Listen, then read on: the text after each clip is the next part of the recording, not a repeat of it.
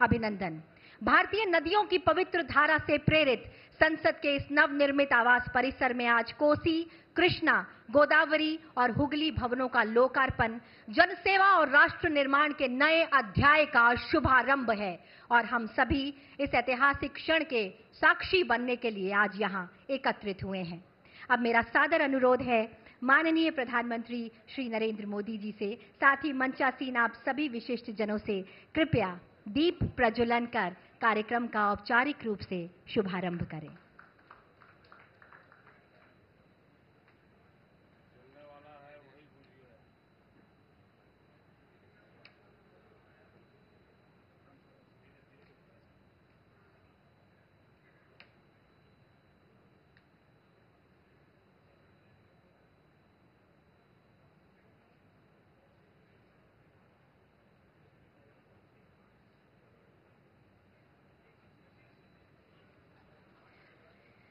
इसी के साथ एक नया शुभारंभ। शुभम कुरुत्वम कल्याणम आरोग्यम धन संपदा शत्रु बुद्धि विनाशाय दीपः ज्योति नमोस्तुते। सविता देव अमंगल जो उसको हमसे दूर करो, जो कुछ मंगल है उससे तुम हम सबको भरपूर करो। एक नया आरंभ, हमारी भारतीय संस्कृति, हमारी भारतीय सभ्यता और हमारी परंपराएं जो ये कहती हैं कि ज्योति प्रज्वलन के साथ एक नया आरंभ होता है, एक नई शुरुआत होती है। तमसो मां ज्योतिर्गमय।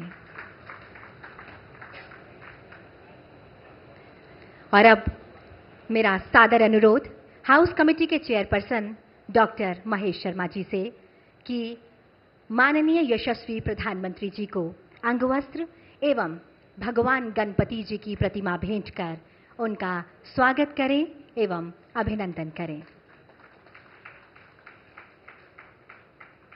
भगवान गणपति गजानन शुभता का प्रतीक।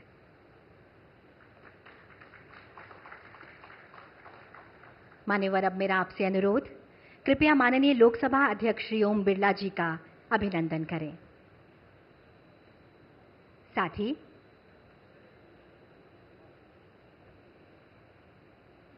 बहुत बहुत स्वागत। साथ ही मेरा आपसे अनुरोध, शहरी कार्य मंत्री श्री मनोहर लाल जी का स्वागत करें, अभिनंदन करें। साथ ही स्वागत करें संसदीय कार्य मंत्री श्री किरण रिजिजू जी का। बहुत बहुत धन्यवाद मान्यवर। अब सादर अनुरोध आपसे, कृपया स्वागत भाषण प्रस्तुत करने की कृपा करें।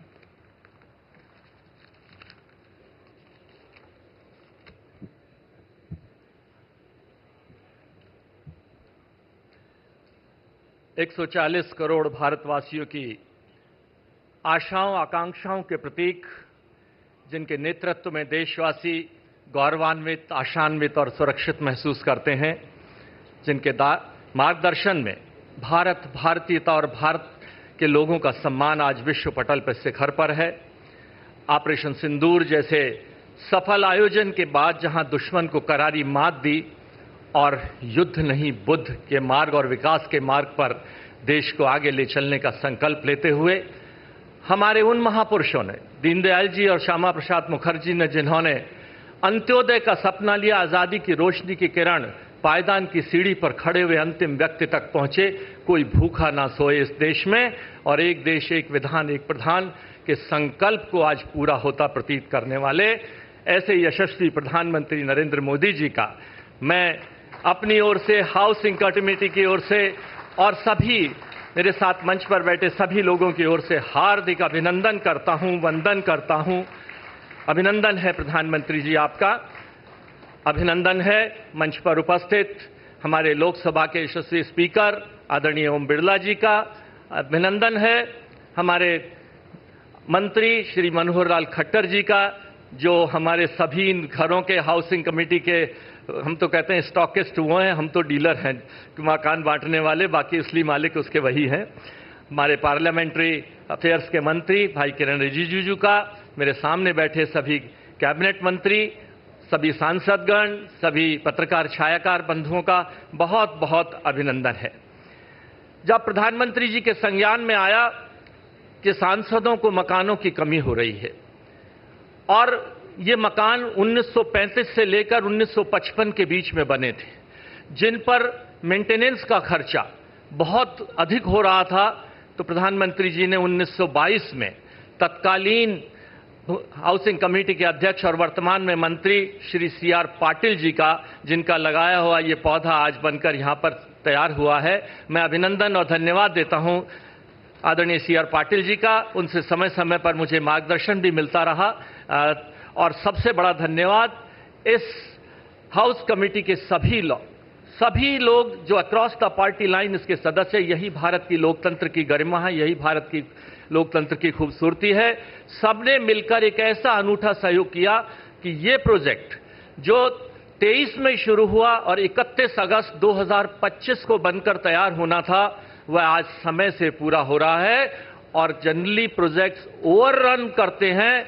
ये अपने प्रोजेक्ट 646 करोड़ का ये प्रोजेक्ट था, 590 करोड़ रुपए में पूरा होकर लगभग 50 करोड़ की बचत भी हुई है। मैं सभी दायी संस्थाओं का, CPWD का, SAM इंडिया का, MTNL, NDMC, fire service, police service, सभी का बहुत बहुत धन्यवाद देता हूं, जिनके कारण ये प्रोजेक्ट समय पर पूरा हो चुका है। पहली बार जब प्रधानमंत्री जी से मार्गदर्शन लिया गया कि सांसदों को सामान्यतः मकान दिए जाते थे, उसके बाद वो सोफा इतने बजट का, इतने की चादर, इतने की अलमारी, इतने के, ये पहली बार ये आदेश मिला कि ये जो फ्लैट बने हैं 7 कमरे और 2 हमारे सहायकों के कक्ष बने हैं, यानी 9 कमरों का ये फ्लैट है। 2 सहायक कक्ष, 5 कमरे फैमिली के लिए, 2 गेस्ट बेडरूम के लिए, PA के ऑफिस के लिए और MP के ऑफिस के लिए। इस तरह का ये पहली बार का एक अनूठा इतना ऊंचा प्रोजेक्ट आज अभी जब प्रधानमंत्री जी ने उनसे पूछा, जो कर्मचारी हैं जिन्होंने मिलकर ये बनाया था, कि क्या आपने इससे ऊंचा कोई प्रोजेक्ट बनाया है अभी तक? 25 मंजिला ये प्रोजेक्ट है। 23 मंजिलों में 4 टावरों के अंदर हमारे मकान होंगे और जिसमें मुझे खुशी है कि इनकी मांग इतनी रही।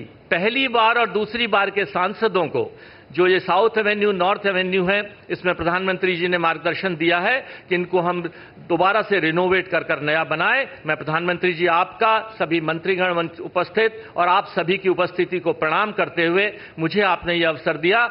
आज कोई भी सांसद, किसी के मन में ये तो भाव हो सकता है कि मुझे कोठी मिलनी चाहिए थी, बड़ा बंगला मिलना चाहिए था, लेकिन 543 में से 543 सांसदों को आज कोई भी ऐसा नहीं है जिनको ये मकान ना मिले हों। मैं आप सबको शुभकामनाएं देते हुए, प्रणाम करते हुए धन्यवाद देता हूं।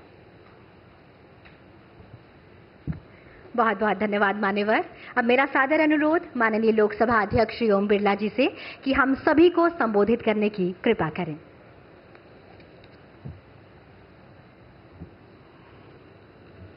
माननीय प्रधानमंत्री जी,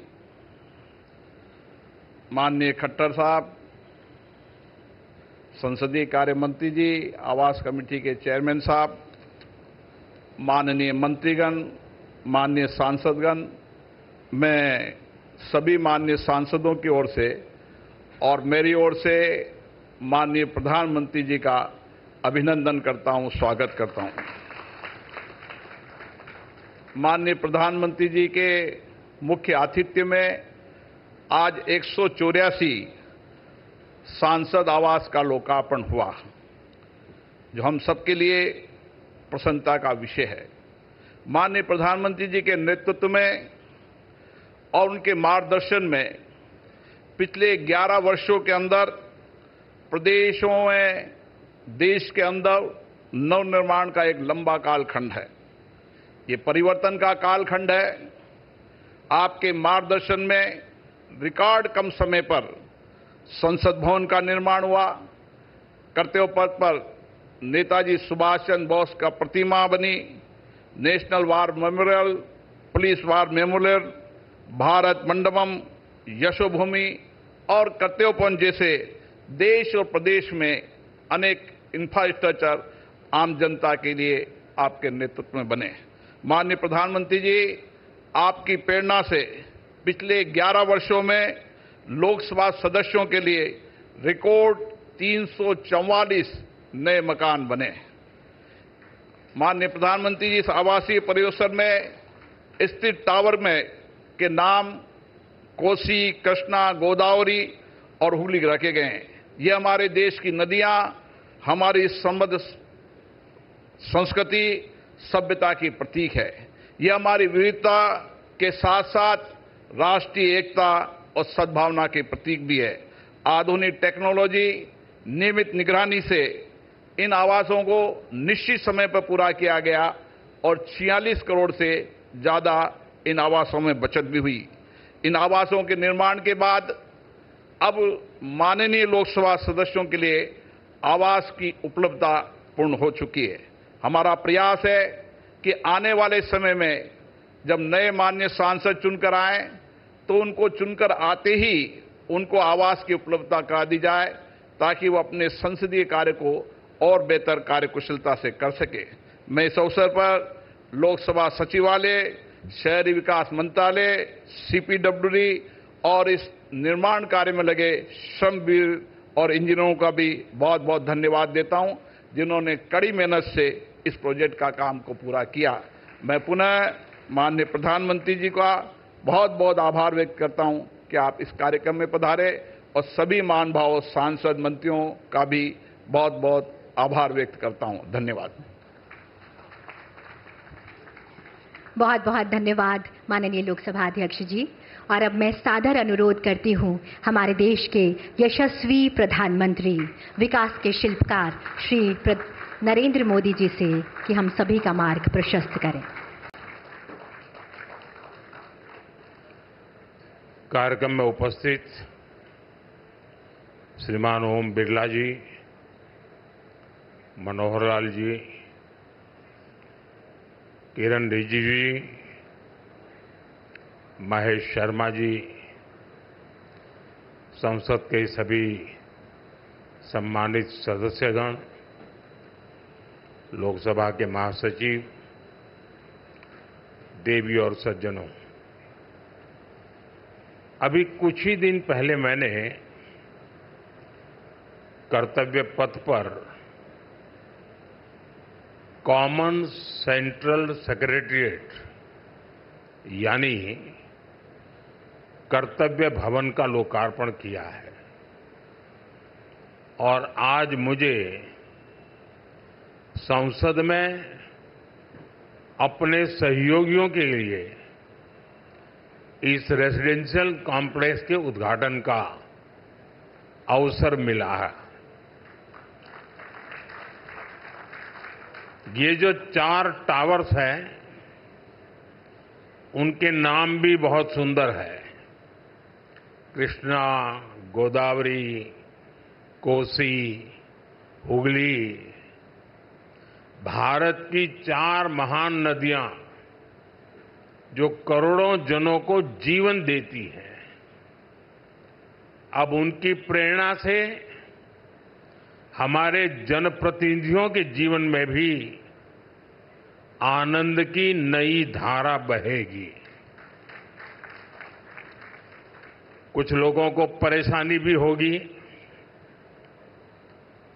कोसी नदी देख रखा है नाम, तो उनको कोसी नदी नहीं दिखेगी, उनको बिहार का चुनाव नजर आएगा।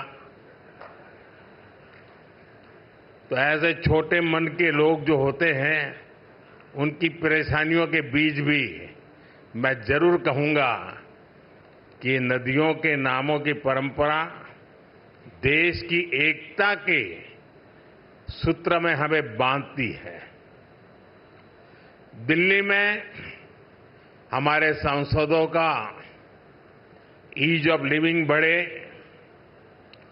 हमारे सांसदों के लिए दिल्ली में उपलब्ध सरकारी घर की संख्या अब और ज्यादा हो जाएगी। मैं सभी सांसदों को बधाई देता हूं। मेन फ्लैट्स के निर्माण से जुड़े सभी इंजीनियर्स और श्रमिक साथियों का भी अभिनंदन करता हूं, जिन्होंने मेहनत और लगन से ये काम पूरा किया है। साथियों, हमारे सांसद साथी जिस नए आवास में प्रवेश करेंगे,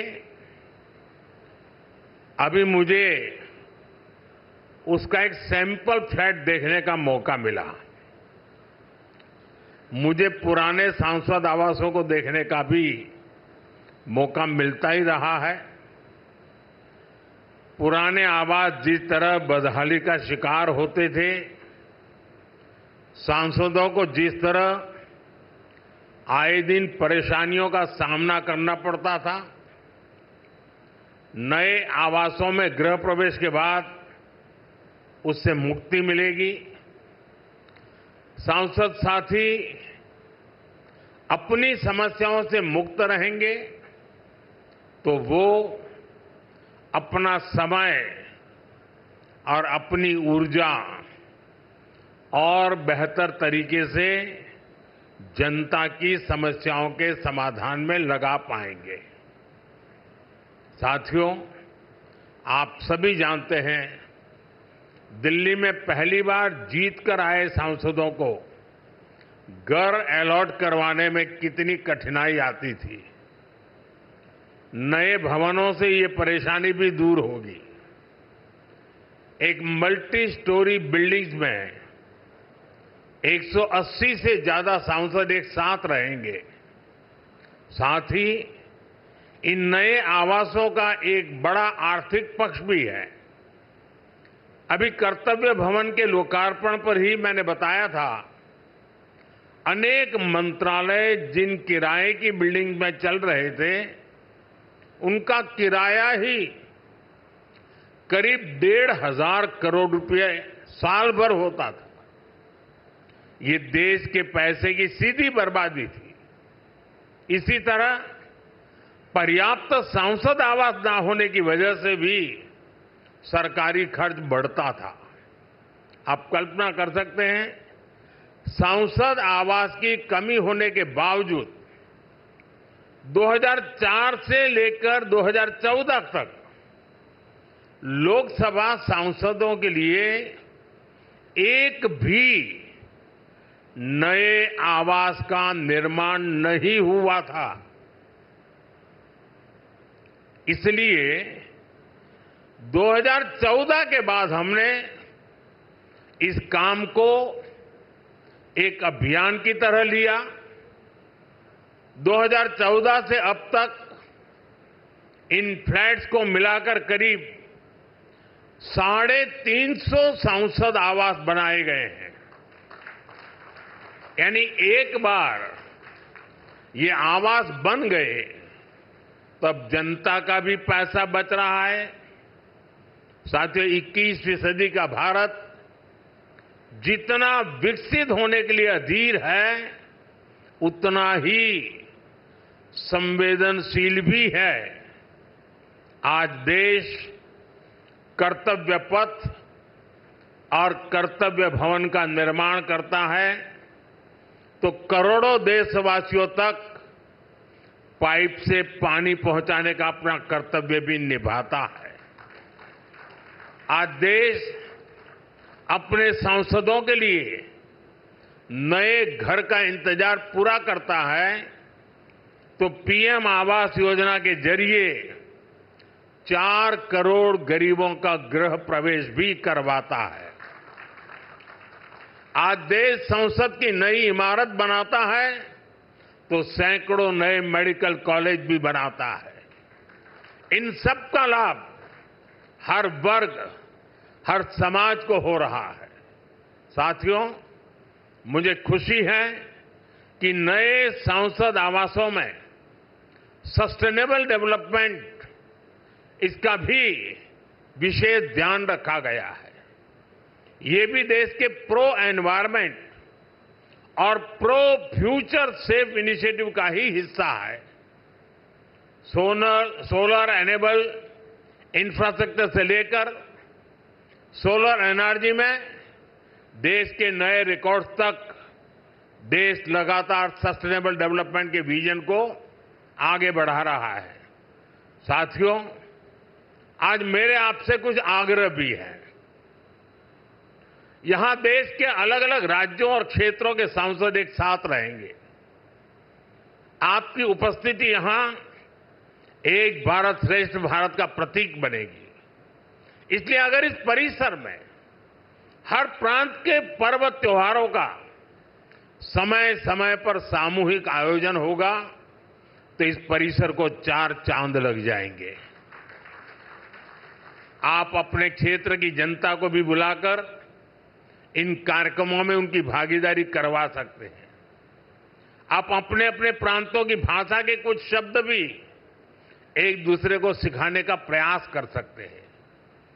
सस्टेनेबिलिटी और स्वच्छता ये भी इस बिल्डिंग की पहचान बने, ये हम सबका कमिटमेंट होना चाहिए। न केवल सांसद आवास बल्कि ये पूरा परिसर हमेशा साफ स्वच्छ रहे तो कितना ही अच्छा होगा। साथियों, मुझे आशा है हम सब एक टीम की तरह काम करेंगे। हमारे प्रयास देश के लिए एक रोल मॉडल बनेंगे और मैं मंत्रालय से और आपके आवास कमेटी से आग्रह करूंगा, क्या साल में 2 या 3 बार ये सांसदों के जितने परिसर है उनके बीच स्वच्छता की कंपटीशन हो सकती है क्या? और फिर घोषित किया जाए कि आज ये जो ब्लॉक था वो सबसे ज्यादा स्वच्छ पाया गया। हो सकता है 1 साल के बाद हम ये भी तय करें कि सबसे अच्छे वाला कौन सा और सबसे बुरे वाला कौन सा, दोनों घोषित करें। साथियों, मैं जब ये नवनिर्मित फ्लैट देखने गया तो मैं जब अंदर प्रवेश किया तो पहला मेरा कमेंट था, इतना ही है क्या? तो उन्होंने कहा, नहीं साहब, ये तो शुरुआत है, अभी अंदर चलो आप। मैं हैरान था जी, मुझे नहीं लगता कि सारे कमरे आप भर पाएंगे।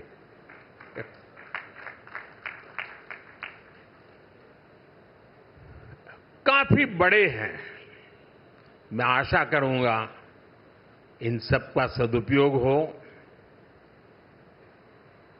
आपके व्यक्तिगत जीवन में, आपके परिवार जीवन में ये नए आवास भी एक आशीर्वाद बने। मेरी बहुत बहुत शुभकामनाएं हैं। धन्यवाद।